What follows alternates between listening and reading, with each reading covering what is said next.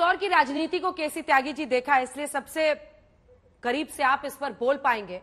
जो आरोप अभय दुबे जी बोल लगा रहे हैं उस पर भी जवाब दीजिएगा। और कई लोग 5M से इसे जोड़ रहे हैं कि कर्पूरी ठाकुर के जरिए मंडल को साधा गया है, एलके आडवाणी के जरिए मंदिर को साधा गया है, स्वामीनाथन MS स्वामीनाथन को देकर मिलेट्स पर PM का जोर है, तो मंडी क्योंकि किसानों की बात की वो चौधरी चरण सिंह की बात हो गई है, और मार्केट क्योंकि एक आर्थिक मंदी के दौर पर PV नरसिम्हा राव अच्छे PM साबित हुए, उन सबको साधने की कोशिश की है बीजेपी ने। अंजना जी, आज मैं बहस में ना तो कटु होना चाहता हूं और ना आज का जो मेरा आनंद है उसको मैं बहस का हिस्सा बनाना चाहता हूं। चौधरी चरण सिंह असली भारत के, रियल इंडिया के, आज़ादी के बाद के सबसे बड़े नेता थे। वो प्रधानमंत्री बने, मुख्यमंत्री बने, ये महत्वपूर्ण नहीं है।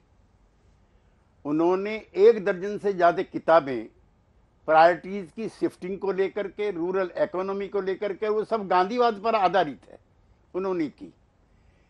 और एक हायरार्की उनको मैं आपको बताता हूं, मेरे कमरे में तस्वीर लगी हुई है जिसमें गोविंद बल्लभ पंत देश के सबसे बड़े सूबे के मुख्यमंत्री हैं और 3 उनके पार्लियामेंट्री सेक्रेटरी हैं, लाल बहादुर शास्त्री, CB गुप्ता और चौधरी चरण सिंह।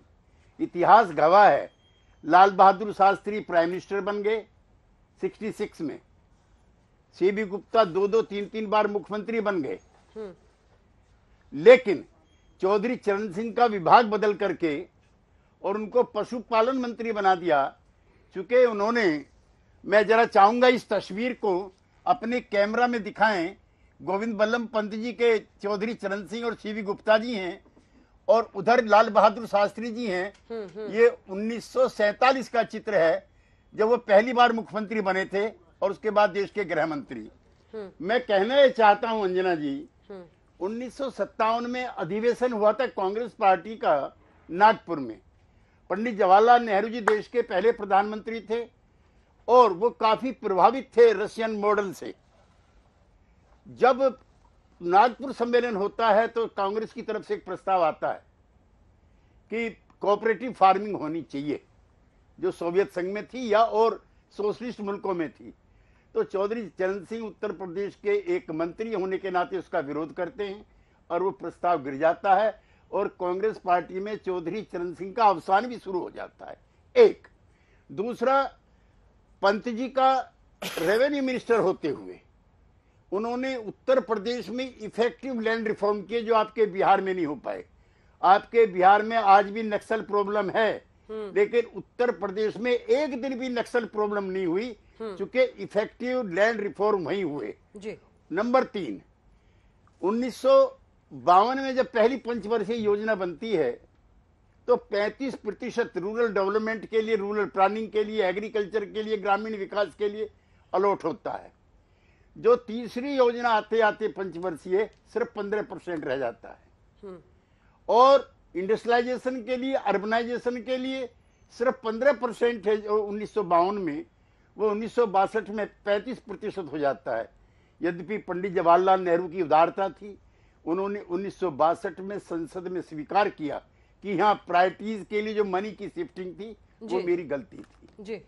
तो चौधरी चरण सिंह के नेतृत्व में मैंने अपना राजनीतिक जीवन शुरू किया। और कितने बड़े थे, जिस दिन वो 1974 में अध्यक्ष बने हैं लोक दल के, बीजू पटनायक उपाध्यक्ष थे, पीलू मोदी जनरल सेक्रेटरी थे, राजनारायण कर्पूरी ठाकुर जी उनके निकटस्थ सहयोगी, चौधरी देवीलाल जी थे, चौधरी कुंभाराम जी थे।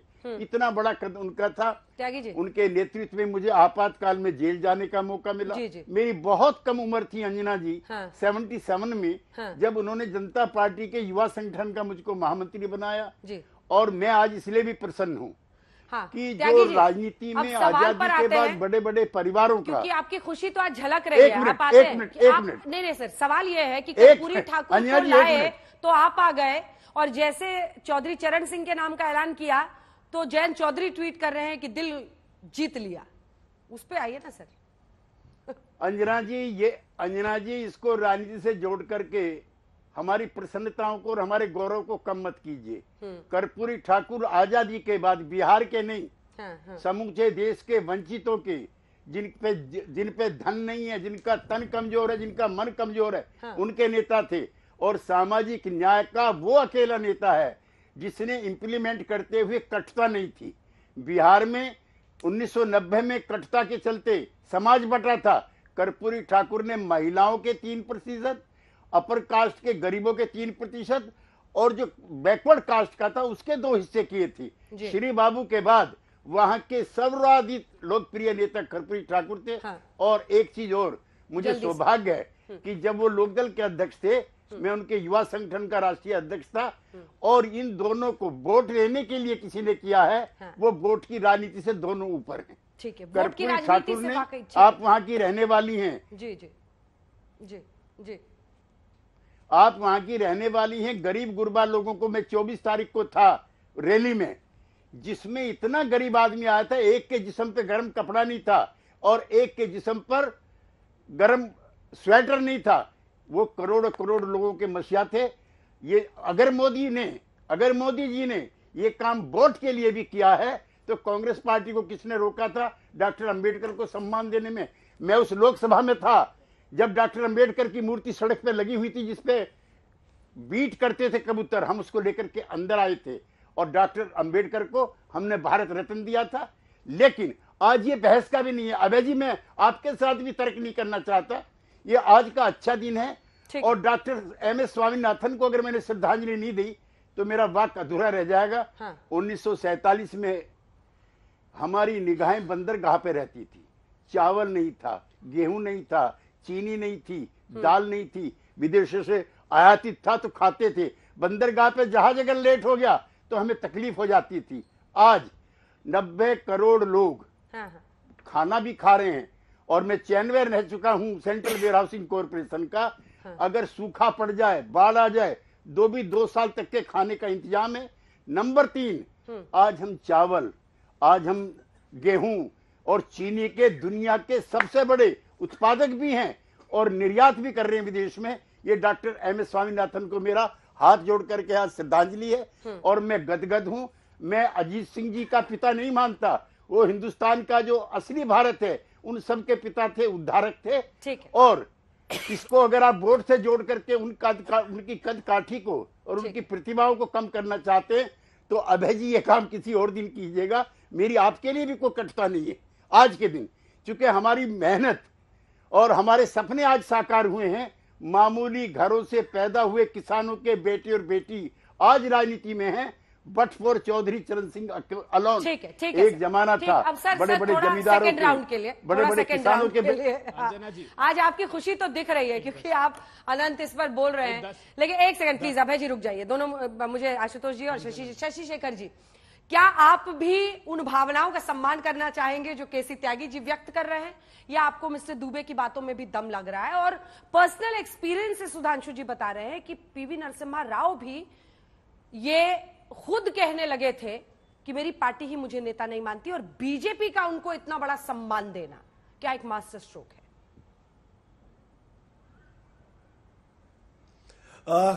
इसके एक तो इतने धाकड़ नेताओं को बुलाएगी तो सारा समय वो ले जाते हैं।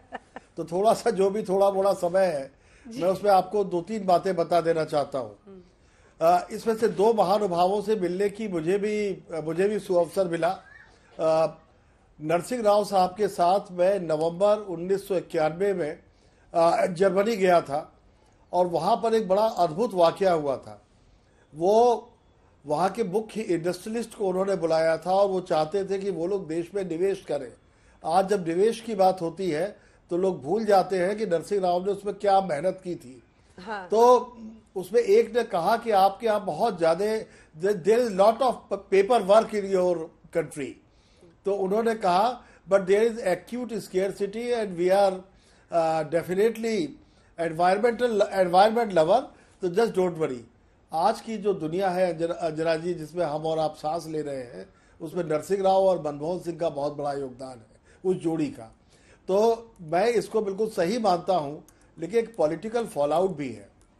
कल आपका सर्वे बता रहा था कि टीडीपी को 17 सीटें मिल सकती हैं, और अगर टीडीपी और बीजेपी मिलते हैं, उस जमाने में पता नहीं कितने, सुधांशु जी को याद होगा और दुबे जी को भी और त्यागी जी को तो यकीनन, कि लोगों ने तेलुगु बिड्डा कहते थे नरसिंह राव को, तो तेलुगु बिड्डा का कुछ अगर साथ सहारा मिलता है तो शायद फायदा मिल जाए। चौधरी चरण सिंह के बारे में तो कुछ कहना ही इसलिए नहीं है क्योंकि चौधरी चरण सिंह का काम भी था, लेकिन वो राजनेता बहुत बड़े थे और आज पूरे जाट लैंड में सारी राजनीति चौधरी साहब के नाम के इर्द गिर्द घूमती है। जो लोग भारतीय जनता पार्टी से चुनाव लड़ते हैं वो भी चौधरी साहब की जय बोलते हैं। तो मैं यकीनन इस बात को मानूंगा, it's a good master stroke. चुनाव से कुछ महीने पहले स्वामीनाथन, मुझे उनसे मिलने का बहुत अवसर मिला कई बार, मैं बहुत गौरवान्वित हूं, लेकिन स्वामीनाथन जैसे लोगों को इतने दिनों बाद भारत रत्न मिलना ये बहुत अच्छी बात नहीं है। ये काम पहले होना चाहिए था। और एक बात और, त्यागी जी का मैं बड़ा सम्मान करता हूं। अकेले स्वामीनाथन ने नहीं क्रांति की थी, हरित क्रांति की उस सरकार को भी याद रखना चाहिए जिसकी अगुवाई में वो हुई थी। अगर आज कोई भी किसी भी चीज का श्रेय लेता है तो वैज्ञानिकों के साथ साथ उस राजनेता को भी याद किया जाना चाहिए। अंजना, ठीक है। आशुतोष जी, आपके पास आते हुए, कर्पूरी ठाकुर को इसलिए भारत रत्न ना दिया जाए क्योंकि इसे माना जाएगा कि मंडल की पॉलिटिक्स बीजेपी अब कर रही है। एलके आडवाणी को इसलिए नहीं दिया जाए क्योंकि वो मंदिर कर रहे हैं। मतलब इस तरह से अगर हम देखें तब तो पूरी लिस्ट निकाल लीजिए, किसी न किसी जाति, धर्म, किसी मुद्दे से जुड़े हुए व्यक्तियों को ही अब तक मिला है। हर चीज में वोट खोजना क्या सही है? और जब बात चौधरी चरण सिंह जैसी शख्सियत की हो, जब बात पीवी नरसिम्हा राव की हो या फिर एमएस स्वामीनाथन की हो, कर्पूरी ठाकुर की हो, देखिए अंजना जी, दो चीजें मैं कहूंगा। और सबसे पहले मैं माफी चाहता हूं त्यागी जी से, क्योंकि जब किसी व्यक्ति को भारत रत्न जैसा पुरस्कार मिलता है तो यह हम पत्रकारों का यह दायित्व भी है कि इतिहास में जाके ब्रूटल असेसमेंट करें और इसमें किसी को बुरा नहीं मानना चाहिए। और अगर कोई बुरा मानता है तो मैं मानूंगा उसके अंदर इतिहास बोध भी नहीं है। दो चीजें हैं, जो बातें त्यागी जी ने कही है, जो बातें सुधांशु जी ने कही है, जो बातें अभय जी ने कही, मुझे उससे कोई नाइतफाकी नहीं है। लेकिन कुछ नेताओं के जीवन में कुछ डिफाइनिंग मोमेंट्स होते हैं और चरण सिंह के जीवन में डिफाइनिंग मोमेंट वो था जब हिंदुस्तान के अंदर एक बहुत ही मजबूत विपक्ष इंदिरा गांधी के खिलाफ खड़ा हो गया था और उसकी सरकार बनी थी और एक नई धारा इस देश के अंदर बन सकती थी 1977 के बाद। उस धारा को अवरुद्ध करने का काम अगर किसी ने किया था तो उनका नाम था चरण सिंह। मुझे लगता है इसका भी असेसमेंट होना चाहिए और यह ईमानदारी के साथ असेसमेंट होना चाहिए। अगर मोरारजी देसाई की वो सरकार अगर चल गई होती 5 साल तो क्या इस देश की राजनीति बिल्कुल बदल नहीं गई होती? क्या 2 पार्टी सिस्टम मजबूती के साथ काम नहीं करता? और क्या जो उसके बाद की जो घटनाएं हुई हैं, चाहे वो ऑपरेशन ब्लू स्टार हो या मिसेस गांधी का जी की का असैसिनेशन हो या फिर बहुत सारी ऐसी घटनाएं, कश्मीर के अंदर आतंकवाद हो, क्या वो सारी समस्याएं दूसरे तरीके से नहीं देखी जा सकती थी? तो मैं चाहूंगा कि त्यागी जी को इस बारे में बिल्कुल स्पष्टता के साथ करना चाहिए कि आखिर मोरारजी देसाई को सरकार को किसने गिराया था और सिर्फ 4 महीने के लिए प्रधानमंत्री बनने के लिए, पहले अकेले प्राइम मिनिस्टर हैं जो प्रधानमंत्री बनने के बावजूद भी कभी भी उन्होंने संसद का मुंह नहीं देखा। इसका भी तो असेसमेंट होना चाहिए।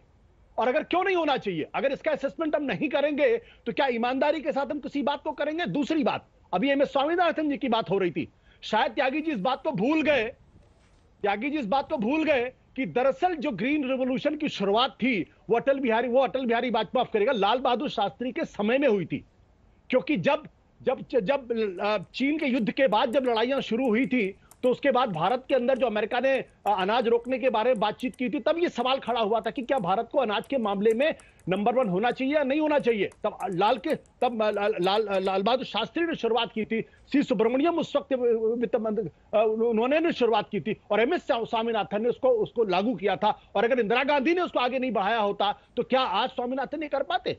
इसलिए मैं कहता हूं कि हमारे देश के अंदर दिक्कत क्या है कि जो तमाम राजनीतिक दलों के लोग हैं वो सिर्फ यूनिडायमेंशनल, एकांगी तरीके से, जब वो एक पार्टी के साथ होते हैं तो उसकी गाथा गाते हैं, जब दूसरी पार्टी के साथ होते हैं तो दूसरी तरीके से गाथा गाते हैं। अगला एक प्रश्न आपसे आशुतोष जी पूछना चाहती हूं, उसका जवाब आप दे देंगे तो स्पष्टता बहुत आ जाएगी लोगों के मन में भी जो आपको सुन रहे हैं कि भारत रत्न तो इंदिरा गांधी को भी मिला है जिन्होंने इमरजेंसी लागू किया था। तो क्या वो भारत रत्न भी गलत था? क्योंकि डिफाइनिंग मोमेंट की अगर आप बात करें, अगर मैंने आप मुझे मिसकोट मत करिए, मैंने कभी नहीं कहा कि भारत रत्न मिलना गलत था। मैंने ये कहा कि प्रश्न अगर करें। किसी व्यक्ति को इतना बड़ा सम्मान मिलता है तो इतिहास में उनका ब्रूटल असेसमेंट होना चाहिए। तो भारत क्योंकि रत्न जो मिलना चाहिए ना। मेरी बात सुन लीजिए, मेरी बात सुन पूछ रही लीजिए। हूं। जो सभ्यताएं और जो पीढ़ियां अपने पुरखों का ब्रूटल असेसमेंट नहीं करती हैं, वो हमेशा उन गलतियों को ठीक है। दोहराने के लिए अभिशप्त सुधांशु होती जी हैं। जवाब दीजिए। इसलिए मैं एक मिनट ठीक है, ठीक है। आपने इंदिरा गांधी का जिक्र किया। हाँ, इंदिरा गांधी का जब असेसमेंट करेंगे तो इमरजेंसी के बगैर इंदिरा गांधी का असेसमेंट नहीं हो सकता, और उस इमरजेंसी आज लगाने तो की हम जितनी भारत तीखी रत्न के तीखी निंदा होनी कॉन्टेक्स्ट में चाहिए बात होगी। कर रहे हैं आशुतोष लेकिन जी। इंदिरा गांधी के असेसमेंट करते समय हमें 1971 का भी ध्यान रखना पड़ेगा, जब उन्होंने पाकिस्तान के 2 टुकड़े करा दिए। यहां आप सर्जिकल स्ट्राइक कराते हैं और पूरे देश के अंदर कहते हैं कि मैंने पाकिस्तान के घुस को मारा, और वहां पाकिस्तान के 2 जवाब टुकड़े सुनिए। करा दिए, और भारतीय जनता पार्टी उसको एक्सेप्ट करने के लिए तैयार नहीं होती है।